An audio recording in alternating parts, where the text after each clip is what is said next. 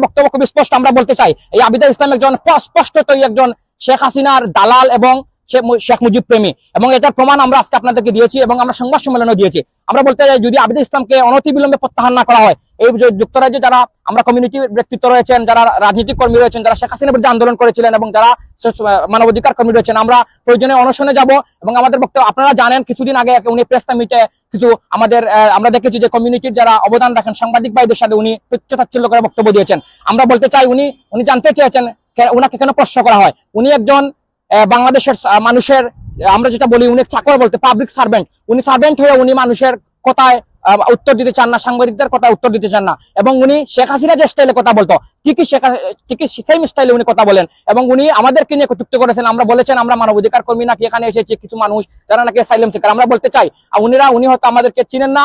আমরা গত 17 বছর ফ্যাসিবাদ বিরোধী আন্দোলন করেছি এবং আমাদের আন্দোলন যেমন করে হাসিনা বিরোধী ছিল ঠিক সেমন করে আবিদা বিরোধী। কারণ আবিদা হচ্ছেন স্পষ্টতই একজন শেখ হাসিনার চামচা, যিনি শেখ হাসিনার পারপাস সাফ করতে গিয়ে ওনার সবটুকু উজাড় করেছেন। উনি নিজের টাকায়, আমি আগেও বলেছি, শেখ মুজিবের মূর্তি স্থাপন করেছেন। উনি নিজের টাকায় শেখ মুজিবের আপনার বই প্রকাশ করেছেন। এবং আরেকটি জিনিস খুবই ইম্পর্টেন্ট, উনি যখন হাই কমিশনার ছিলেন, উনি আমরা দেখেছি জুমে আওয়ামী লীগের মিটিংয়ে প্রধান অতিথি হিসেবে অংশগ্রহণ করেছেন মেক্সিকোতে থাকা অবস্থায়। উনি একজন রাষ্ট্রদূত হিসেবে কেমন করে দলীয় কোনো প্রোগ্রামে জয়েন করতে পারেন? এটা আপনাদের কাছে আমাদের প্রশ্ন বলে আমি শেষ করছি আমার প্রেসিডেন্ট বলে।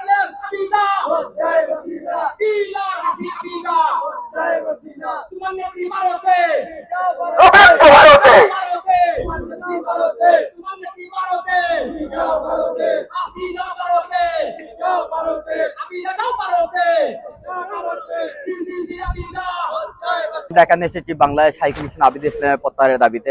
কারণ আবিদা ইসলাম শেখ হাসিনার দূষর ছিল। আবিদা ইসলাম আওয়ামী লীগের ডাইরেক্টলি প্রোগ্রামে ইনভলভ ছিল এবং আওয়ামী লীগের সাথে ওনার যে সম্পর্ক ছিল সেই রিলেটেড আমরা কিছু ডকুমেন্ট আপনাদের কাছে দিয়েছিলাম আগেই। কিন্তু বিগত দিন থেকে যখন আবিদা ইসলাম যুক্তরাজ্যে বাংলাদেশ হাই কমিশনে রিক্রুট হয়েছেন, তখন থেকে আমাদের যে সংখ্যা ছিল আবিদা ইসলাম এখানে আসার পর থেকে বাংলাদেশি জাতীয়তাবাদ মূল্যবোধ যারা আমরা বিশ্বাস করি তাদেরকে উনি ব্যাকসাইডে ফেলে উনাদেরকে যাতে কিরকম এই বাংলাদেশ হাই কমিশন রিলেটেড না রেখে বাংলাদেশের সার্বভৌমত্ব যাতে আমরা রিপ্রেজেন্ট করি, উনাদেরকে যাতে উনি এক পাশে রেখেই উনি সেই আওয়ামী লীগের দূষরদেরকে সাথে নিয়ে, যেখানে বিগত দিনে শেখ হাসিনার আমলে আওয়ামী লীগের নেতা এমপি মন্ত্রীরা এই হাই কমিশনারের মাধ্যমে হাজার হাজার বাংলাদেশি কোটি টাকা এই যুক্তরাজ্যে নিয়ে এসেছিল, তাদের বিরুদ্ধে যে ব্যবস্থা নেওয়ার কথা সেই ব্যবস্থাটুকু আবিদা ইসলাম নিচ্ছেন না। এবং উনি প্রশ্নবান যখন আপনারা করেন, সাংবাদিক ভাইরা করেন, আমরা যখন মানবাধিকার কর্মীরা বাংলাদেশের পরিস্থিতি নিয়ে উনাকে জানতে চাই, বলতে চাই, প্রশ্ন করি, উনি প্রশ্নগুলি এড়িয়ে উল্টো আমাদের দিকে প্রশ্ন ছুড়ে দেন বাংলাদেশের পরিস্থিতি এইরকম। কারণ উনি এরকম প্রশ্ন উত্তর দিতে চান না। কারণ উনি একজন বাংলাদেশের রিপ্রেজেন্টার হয়ে কিভাবে বাংলাদেশি প্রতিনিধিদেরকে উনি প্রশ্নের উত্তর দিতে পারছেন না এবং উনি এড়িয়ে যান এবং বলেন এটা উনি দিতে বাধ্য নয়। আমরা বলতে চাই আবিদা ইসলাম আপনি বাধ্য।